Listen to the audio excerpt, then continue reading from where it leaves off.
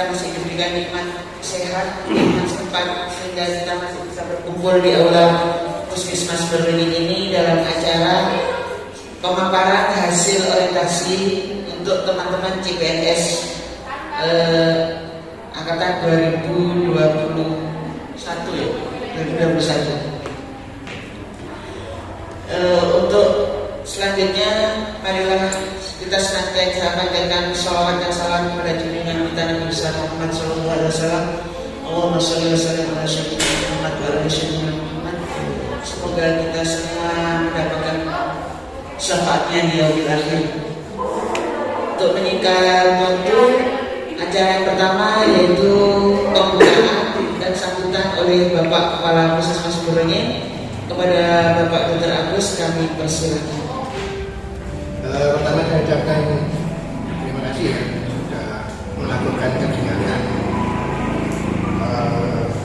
orientasi. Jadi kembali saya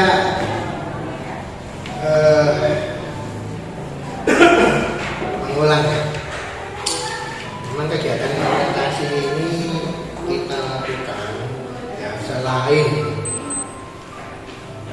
kita mengamanatkan dari ketentuan akreditasi ya, sebenarnya kegiatan ini memang perlu dilakukan ya, karena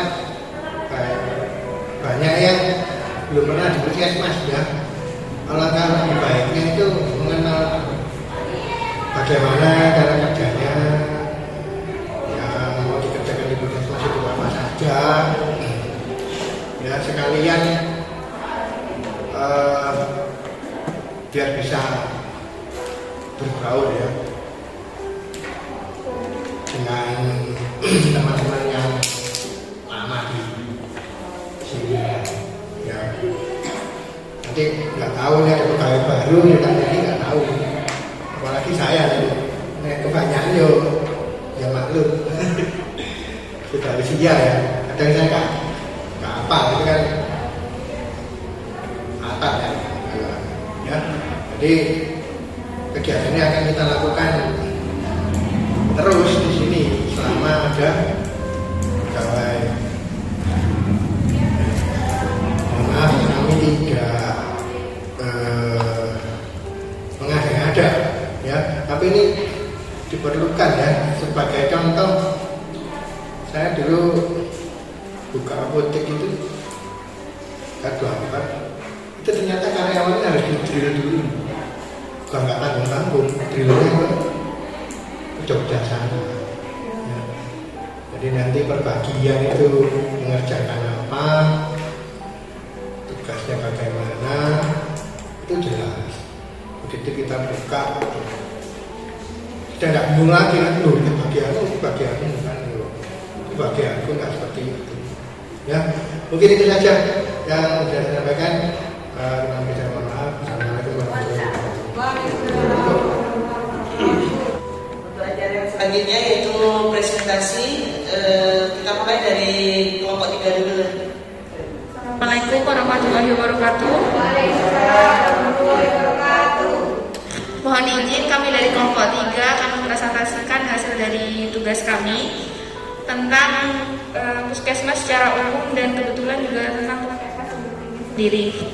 Jadi puskesmas itu sendiri definisinya adalah fasilitas pelayanan kesehatan yang menyelenggarakan upaya kesehatan masyarakat dan upaya persorangan tingkat pertama dengan lebih mengutamakan upaya promotif dan preventif.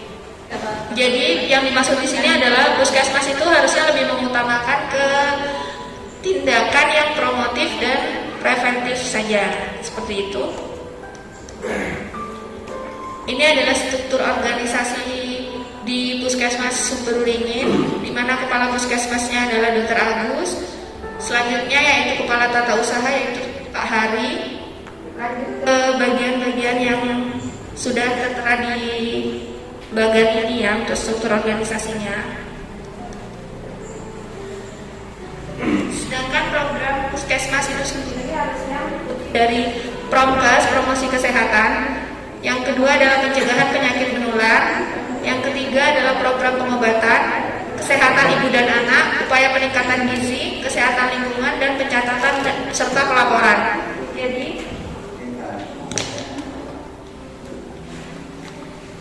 Jadi ini adalah 7 program yang harusnya wajib ada di puskesmas. Untuk selanjutnya ada juga program tambahan yang harusnya ada di puskesmas, yaitu kesehatan mata, kesehatan jiwa, kesehatan lansia, kesehatan sekolah, yaitu melalui pembinaan sekolah sehat, pelatihan dokter kecil, dan juga kesehatan olahraga. Untuk pelayanan puskesmas sendiri yang harusnya ada di dalam gedung itu adalah pelayanan loket. Ada poli umum, poli gigi, poli KIA, pojok gizi, ruangan tindakan atau UGD, ada apotek dan gudang obat. Gudang inventaris, ruangan tata usaha, ruangan imunisasi, ruangan laboratorium, dan ruangan kepala puskesmas. Sedangkan untuk pelayanan puskesmas yang di luar gedung itu contohnya misalkan ada posyandu balita, posyandu lansia, penyuluhan kesehatan, survei PHBS, sama pelacakan kasus-kasus yang mungkin terjadi di sekitar wilayah kerja puskesmas itu sendiri. Yang selanjutnya adalah stakeholder. Stakeholder adalah semua pihak yang berkepentingan dalam setiap tahap siklus pengembangan kebijakan, baik mereka yang menyusun, mengadvokasi, melaksanakan tugas, hingga terkena dampak dari sebuah kebijakan. Subsistem dari stakeholder sendiri itu ada 3 dan banyak lainnya. Yang ketiga adalah memberi dampak. Jadi kita bisa promosi ke masyarakat, jadi kita bisa memberikan dampak untuk masyarakat sekitar.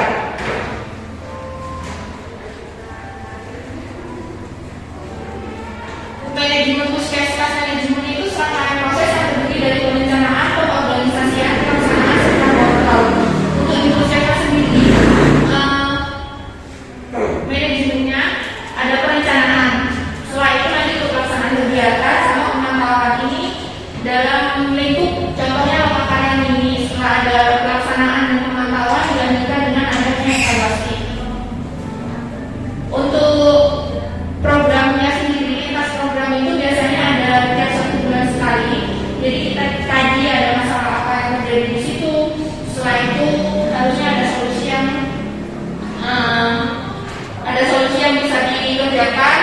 Terus kalau misalkan mungkin rencananya itu kurang berdampak, mungkin bisa diganti dengan rencana yang baru seperti itu. Selanjutnya puskesmas Sumberwringin. Puskesmas Sumberwringin merupakan salah satu fasilitas kesehatan yang ada di Kecamatan Sumberwringin.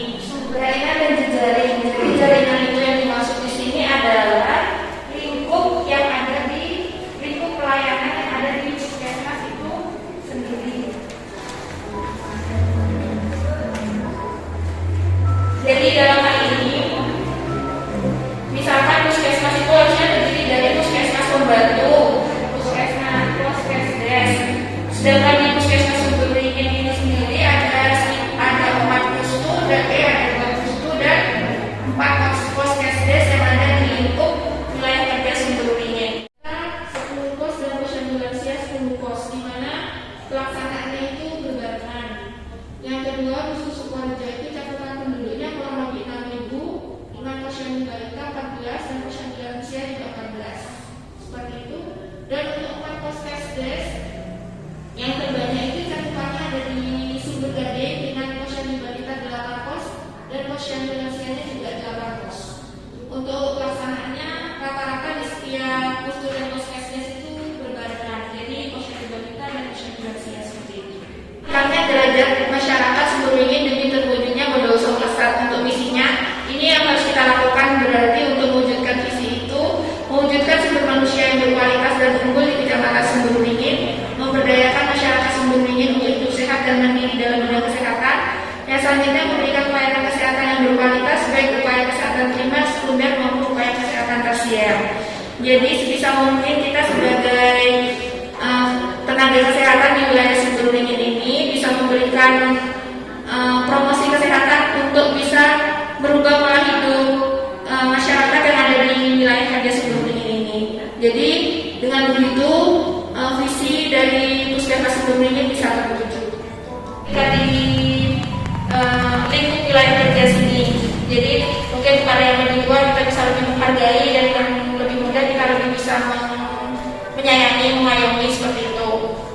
Keep learning. Jadi kita meskipun sudah ada di sini, jangan malu untuk terus belajar. Mungkin dengan mengikuti pelatihan, kita harus terus berkembang. Jadi ketika kita sudah dapat ilmu di tempat pelatihan, kita bisa membagikan kepada teman-teman kita yang ada di puskesmas Sumber Beringin. Dan selalu bekerja sesuai dengan protokol dan peraturan serta bersikap profesional. Baik, langsung kita tanggapi ya satu-satu, mulai dari awal dulu. Cek terus. Baik, terima kasih banyak. Yang barusan presentasi Mbak siapa namanya? Mbak Putri Ferandika dari kelompok 3 ya. Jadi ada beberapa yang miss tadi ya. Itu di stakeholder itu ya, di sini diartikan sebagai semua pihak yang berkepentingan dan terlibat dalam setiap tahap siklus pengembangan kebijakan, dan mereka menyusun, mengadvokasi, melaksanakan hingga terkena dampak dari sebuah kebijakan. Ya, ini benar, tapi kurang tepat. Jadi stakeholder adalah semua pihak luar. Jadi bukan internal, tapi eksternal. Ya, jadi kalau tadi jenengan mengambil contoh memberi kebijakan siapa, kepala puskesmas dan sebagainya tadi ya, terus memberi pelayanan. Jadi stakeholder bukan itu. Stakeholder itu pihak eksternal.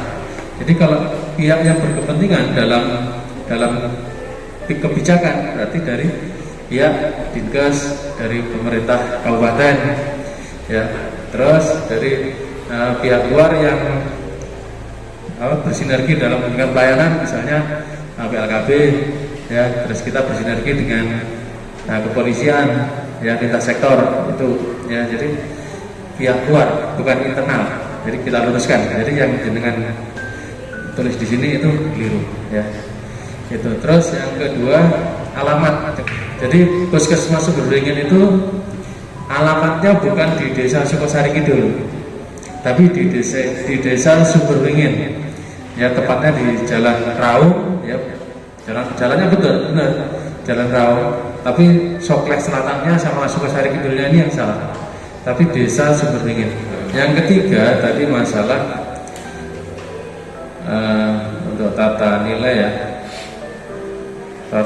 work personality, bukan work personality tapi work professionally ya, work professionally, bukan work professionality tapi work professionally ya, kata sifatnya. Jadi itu saja tambahan dari saya, mungkin bisa menjadi catatan ya. Baik, bisa yang lain mungkin ada tanggapan Pak Ari atau Bu Gusnul? Terima kasih. Tadi mungkin di slide yang atas ya, di pelayanan puskesmas atau kita lihat itu ada 7 programnya. Jadi di program ini, di pelayanan di puskesmas itu ada 2, ada pelayanan UKP dan pelayanan UKM-nya. Ya. Jadi kalau yang membaginya begitu, UKP-nya di situ yang masuk UKP di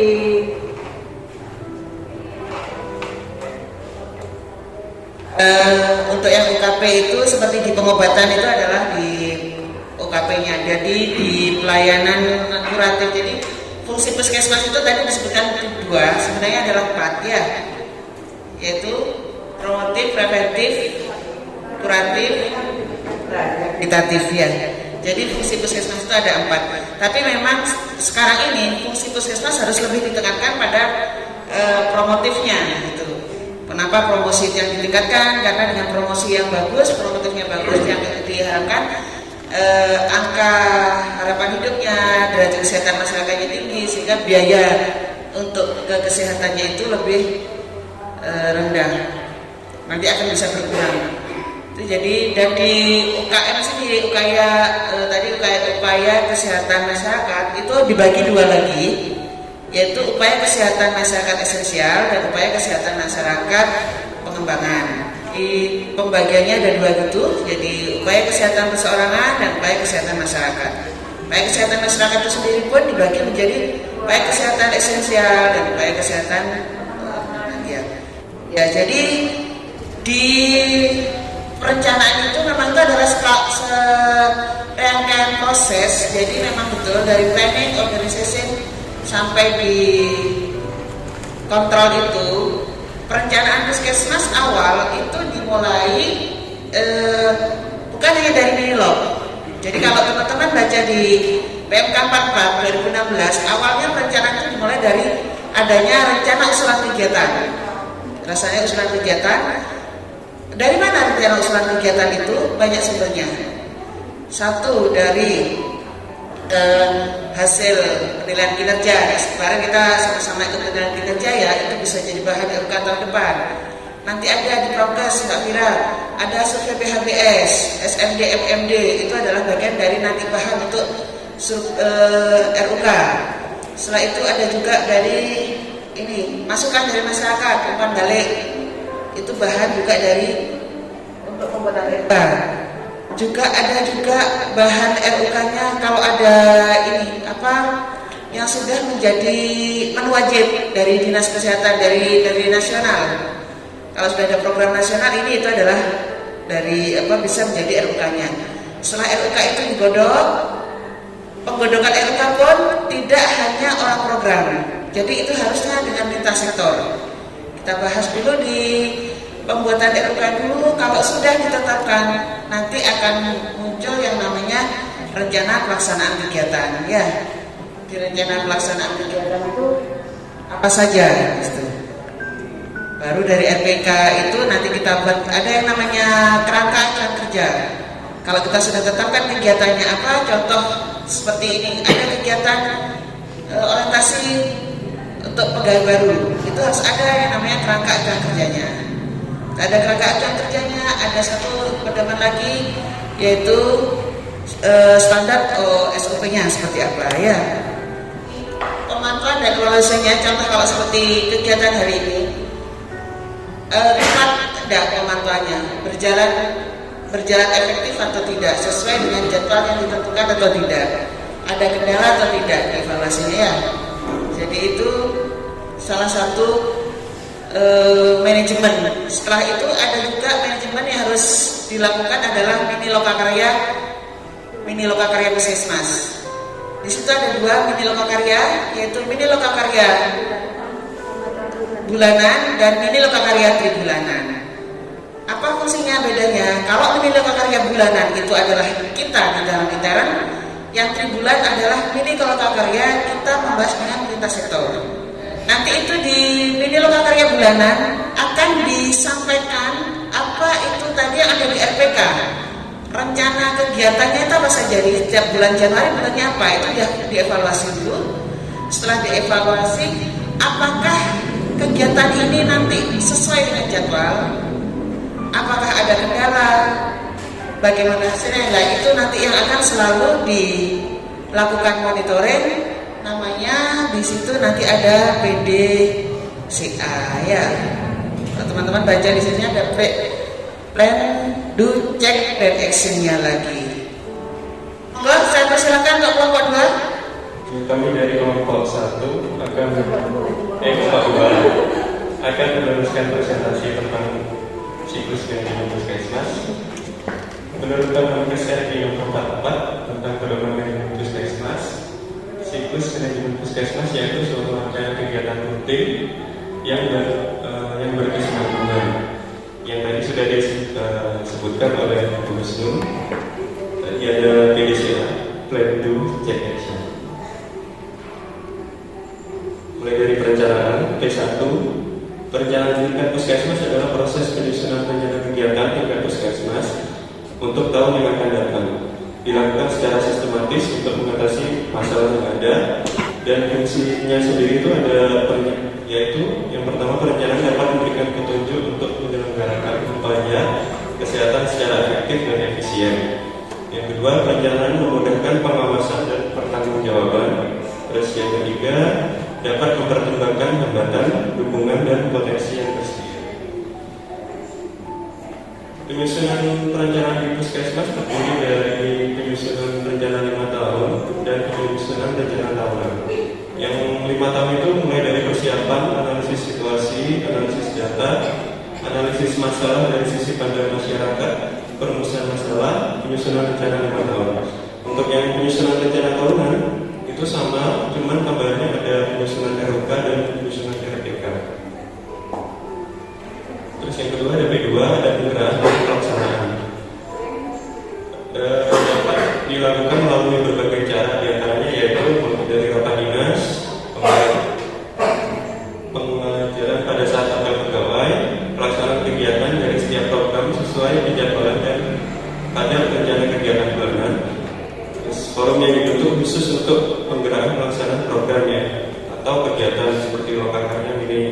puskesmas. Untuk lokakarya ini ada, tadi sudah dijelaskan juga, ada bulanan. Ini bertujuan untuk menilai sampai sejauh mana pencapaian dan hambatan-hambatan oleh para pelaksana program atau kegiatan pada bulan atau periode yang lalu, sekaligus pemantauan terhadap pelaksanaan rencana kegiatan puskesmas yang akan datang, sehingga dapat dibuat perencanaan ulang yang lebih baik dan sesuai dengan tujuan yang tidak dicapai. Biasanya lokakarya mini bulanan dilaksanakan setiap awal bulan. Lokakarya mini bulanan dibagi menjadi lokakarya mini bulanan yang pertama dan lokakarya mini bulanan rutin. Dan juga ada lokakarya mini tribulanan. Adalah forum lokakarya mini yang diselenggarakan setiap tribulan yang bertujuan untuk menginformasikan dan mengidentifikasi capaian hasil kegiatan tribulan sebelumnya, serta membahas dan memecahkan masalah dan hambatan yang dihadapi oleh lintas sektor pada kegiatan tribulan sebelumnya. Lokakarya mini tribulan dibagi menjadi lokakarya mini tribulan yang pertama dan lokakarya mini tribulan rutin. Terus ada T3, pengawasan, pengendalian dan penilaian kinerja. Pengawasan yang dilakukan mencakup aspek administratif, sumber daya, pencapaian kinerja program, dan teknis pelayanan. Penilaian kinerja puskesmas sendiri adalah suatu proses yang objektif dan sistematis dalam mengumpulkan, menganalisis, dan menggunakan informasi untuk menentukan seberapa efektif dan efisien pelayanan puskesmas yang disediakan, serta sasaran yang dicapai sebagai hasil kerja atau prestasi dari puskesmas tersebut. Ruang lingkup penilaian kinerja puskesmas yaitu pencapaian cakupan pelayanan kesehatan dan pelaksanaan manajemen puskesmas dalam penyelenggaraan kegiatan. Analisis hasil penilaian dan rekomendasi tim audit internal sebagai dasar untuk mengambil keputusan pengendalian manajemen, perbaikan atau perubahan baik pada sistem pelayanan maupun sistem manajemen. Penyusunan kegiatan yang bertujuan untuk mempertahankan kegiatan yang sudah dicapai pada periode sebelumnya dan memperbaiki program yang masih bermasalah. Penyusunan program meliputi UKM dan UKP tingkat pertama, UKM esensial dan pengembangan yang meliputi kegiatan tahun yang akan datang, kebutuhan sumber daya, dan rekapitulasi rencana usaha kerja. Berikutnya ada KAK, kerangka acuan kegiatan. KAK adalah kerangka acuan kegiatan atau kerangka acuan kerja. Dalam lingkup puskesmas sendiri, KAK disusun sesuai gambaran pelaksanaan program atau kegiatan yang akan dilakukan oleh puskesmas. Dalam penyusunan kerangka acuan harus dijelaskan bagaimana cara melaksanakan kegiatan agar tujuannya tercapai dengan penjadwalan yang jelas dan evaluasi serta laporan. Kemudian ada tentang regulasi. Menurut KBBI, regulasi adalah sebuah peraturan dan macam-macam regulasi di puskesmas itu diatur melalui peraturan Menteri Kesehatan nomor 43 tahun 2019 tentang puskesmas, Permenkes nomor 44 tahun 2016 tentang pedoman manajemen puskesmas, dan Permenkes nomor 46 tahun 2016 tentang akreditasi. SOP sendiri adalah standar operasional prosedur merupakan serangkaian instruksi tertulis yang dilakukan mengenai berbagai proses penyelenggaraan aktivitas organisasi, bagaimana dan kapan harus dilakukan, di mana dan oleh siapa dilakukan. Tujuan adanya SOP yaitu agar berbagai proses kerja rutin terlaksana dengan efisien, efektif, konsisten, tetap seragam dan aman dalam rangka meningkatkan mutu pelayanan melalui pemenuhan standar yang berlaku. Manfaat adanya SOP yaitu memenuhi persyaratan standar pelaksanaan puskesmas, mendokumentasikan langkah-langkah kegiatan, dan memastikan staf puskesmas memahami bagaimana melaksanakan kegiatan. Kemudian ada namanya pedoman eksternal yang mencakup peraturan perundang-undangan dan pedoman-pedoman yang diberlakukan oleh Kemendagri, Kemenkes, serta kementerian lain yang bisa digunakan seperti Dinas Kesehatan Provinsi, provinsi atau kabupaten atau kota dan organisasi profesi yang merupakan acuan bagi puskesmas dalam menyelenggarakan administrasi manajemen dan upaya kesehatan perseorangan serta khusus bagi puskesmas untuk penyelenggaraan upaya kesehatan masyarakat. Untuk pedoman internal sendiri adalah regulasi internal yang ditetapkan oleh kepala puskesmas, mencakup sistem manajemen mutu, sistem penyelenggaraan pelayanan upaya kesehatan perseorangan, dan sistem penyelenggaraan upaya kesehatan masyarakat. Kemudian ada laporan bulanan. Ini laporan bulanan mencakup data kesakitan gizi, KIK, imunisasi, KB, dan penggunaan obat-obatan. Kemudian laporan tribulanan meliputi kegiatan puskesmas antara lain kunjungan puskesmas, rawat tinggal, kegiatan kunjungan puskesmas, pelayanan medik, dan kesehatan gigi. Kemudian ada tentang PKP, penilaian kinerja puskesmas adalah salah satu instrumen manajemen puskesmas yang dilakukan sebagai instrumen untuk melihat sampai sejauh mana puskesmas melaksanakan tugas pelayanan kesehatan pada tahun berjalan. Dan PKP adalah suatu upaya untuk melakukan penilaian hasil kerja atau prestasi dari puskesmas tersebut. Baik, terima kasih banyak Dr. Faisal atas pemaparannya tentang siklus manajemen. Nah, untuk beberapa hal yang ingin saya beri catatan di sini tentang login bulanan. Jadi lokalnya mini bulanan terbagi menjadi dua, yaitu lokalnya mini bulanan yang pertama dan lokalnya mini bulanan rutin. Di sini belum dijelaskan bedanya apa. Teman-teman sudah tahu belum bedanya? Lokakarya mini bulanan yang pertama itu tentang lokakarya penggalangan tim. Jadi diselenggarakan dalam rangka pengorganisasian untuk dapat terlaksananya RPK Puskesmas. Kalau yang lokakarya mini bulanan rutin itu tindak lanjut dari lokakarya mini bulanan yang pertama. Kenapa dibedakan? Karena agendanya itu beda. Kalau di lokakarya mini bulanan yang pertama itu lebih fokus ke penggalangan komitmen.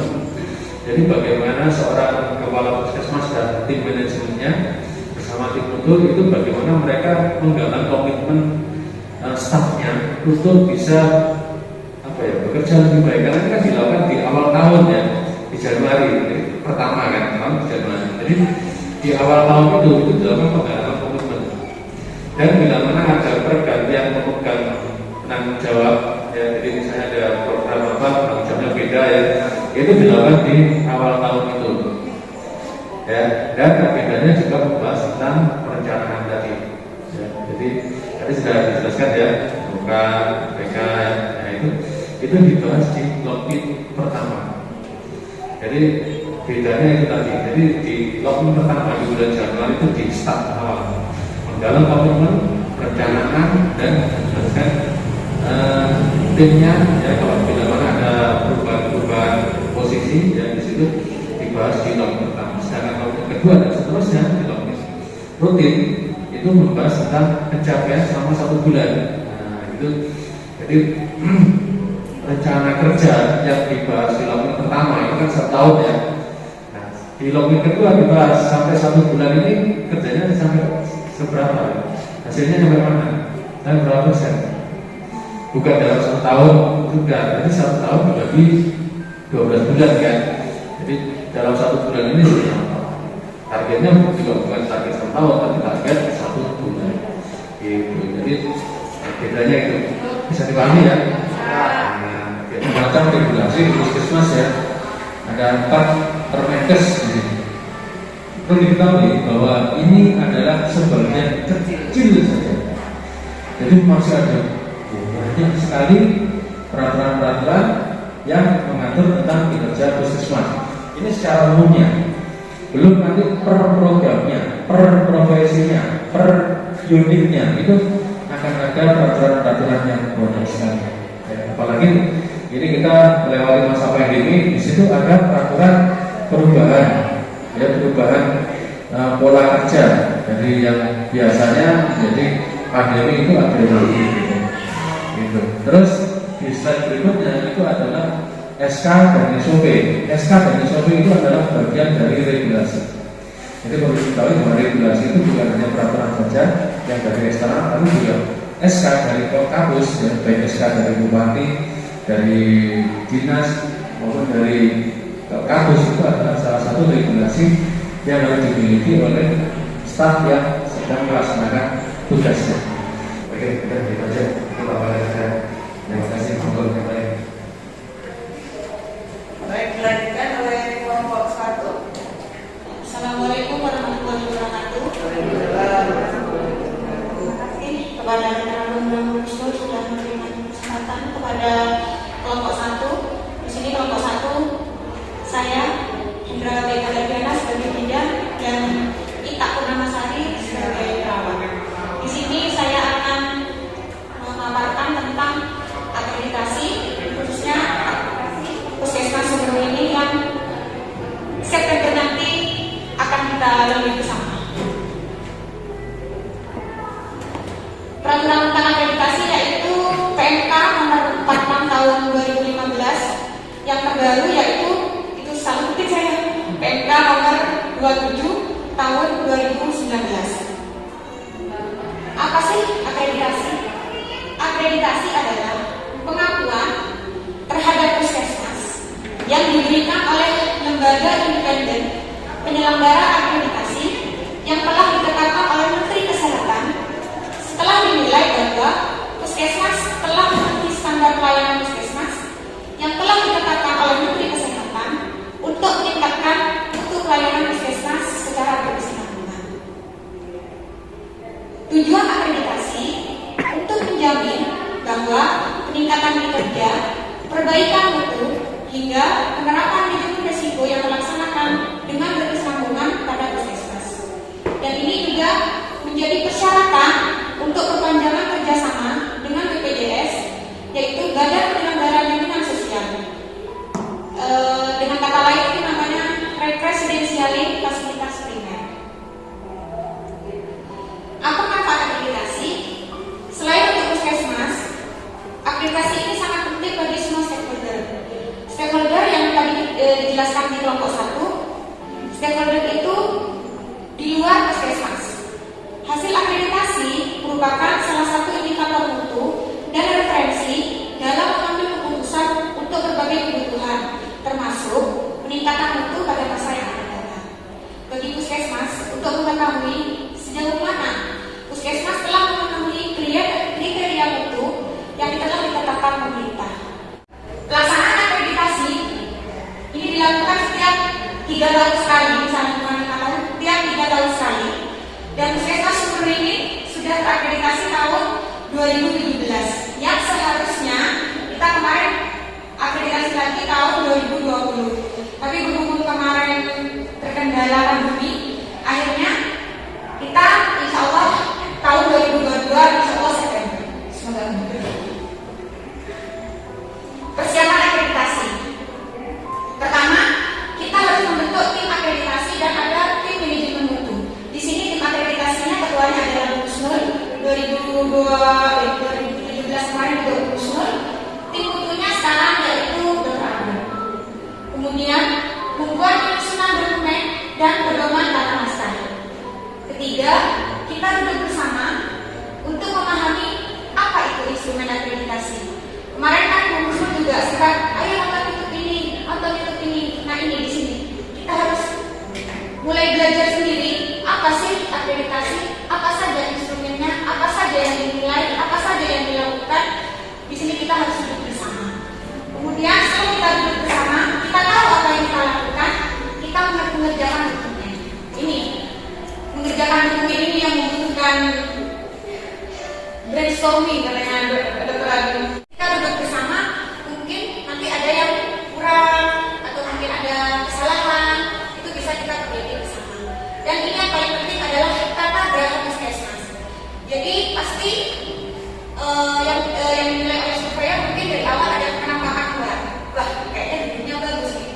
Wah, kayaknya bersih, terus dari luar sudah kelihatan menarik untuk dikunjungi. Nah, semoga dengan pengerjaan dokumennya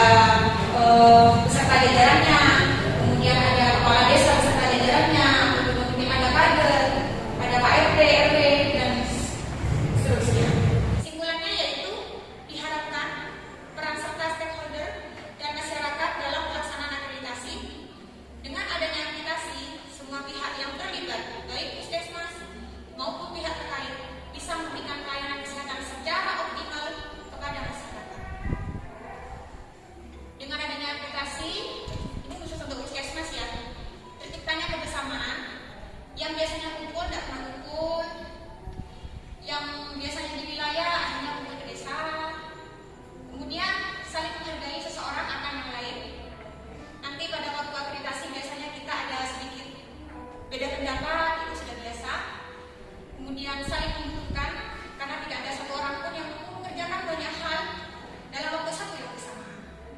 Saya berharap kita sebagai tenaga CPNS baru memberikan semangat baru, warna baru, jiwa yang baru untuk puskesmas yang lebih baik. Saya kira kita berdelapan datang ke puskesmas dengan niat yang sama, karena puskesmas ini adalah rumah kedua buat kita. Terima kasih. Ini adalah sedikit pantun buat kita semua. Bunga mawar, bunga melati, tampak indah di depan mata. Semoga dengan kedatangan kami membawa puskesmas Sumber Beringin akreditasi bernama.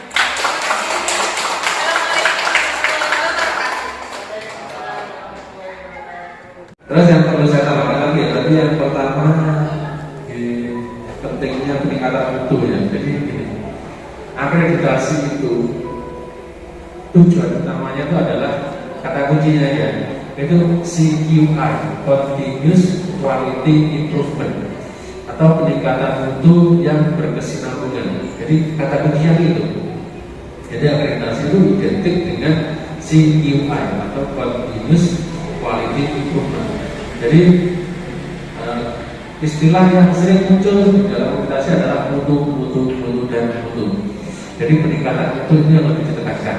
Jadi bukan hanya mencapai target saja, tapi puskesmas itu didorong untuk tampil cantik dalam menjalankan kinerjanya, itu tampil cantik, bukan hanya sekedar normal.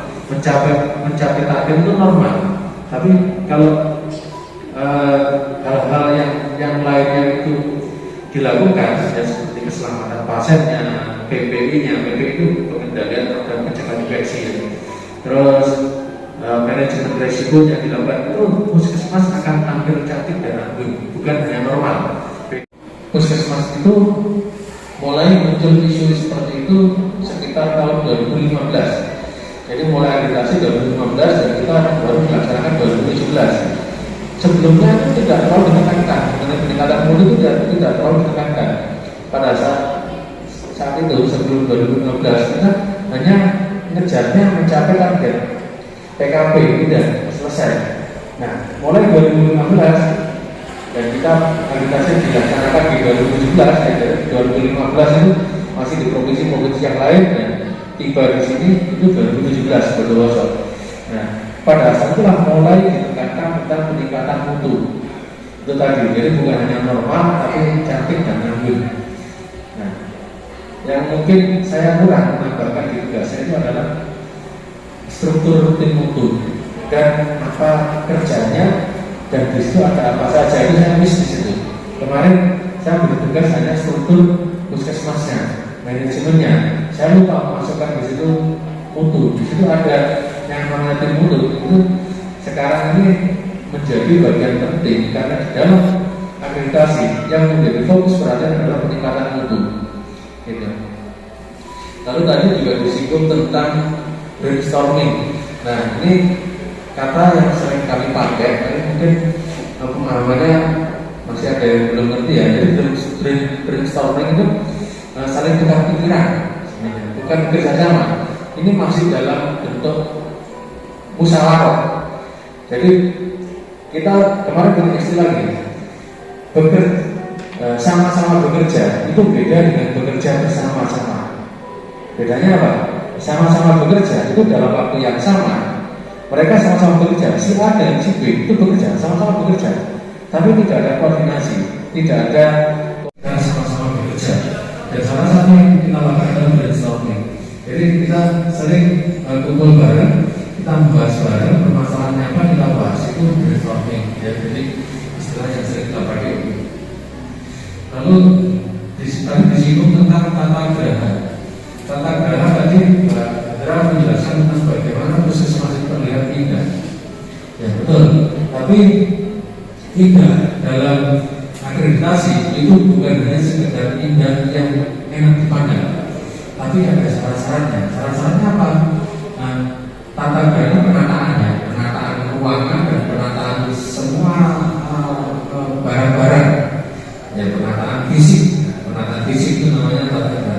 Jadi dalam akreditasi itu yang dinilai adalah keselamatan